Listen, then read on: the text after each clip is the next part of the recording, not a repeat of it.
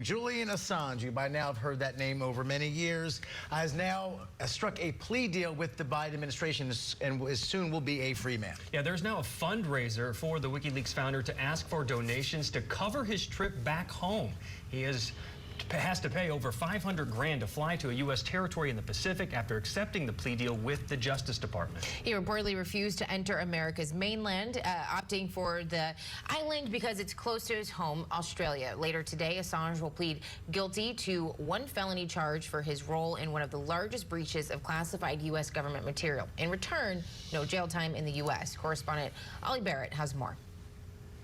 The UK's Crown Prosecution Service has confirmed that a bail hearing was held in private for Julian Assange last week on Thursday, and the CPS confirming that it's been working with American authorities on this issue. The UK's Home Office will not comment at this stage, saying that the legal process for Julian Assange is ongoing. But as far as we understand the deal that has been reached, there will be just that one guilty plea for Julian Assange, and there will be no prison time because of the 5 years that Julian Assange has served behind bars here in the UK while he has been fighting extradition. We have had reaction from some political figures here in Britain, such as Jeremy Corbyn, the former leader of the left-of-centre Labour Party. He has talked about Julian Assange exposing the crimes of the powerful and says that his incarceration here in Britain was, in Jeremy Corbyn's words,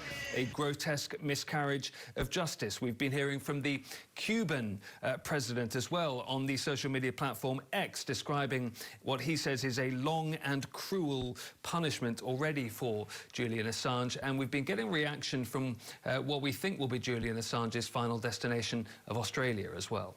The case has dragged on for too long. There's nothing to be gained by his continued incarceration, and we want him brought home to Australia.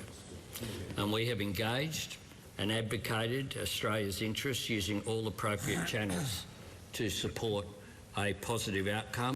And returning to Julian Assange's exit from London, we understand that he was accompanied on his flight away from the British capital by the Australian High Commissioner to London, and we're told that the $500,000 or so cost of the flights away from the UK were initially paid by the Australian government, but the Julian Assange supporters and family and campaign networks say that that money will be repaid.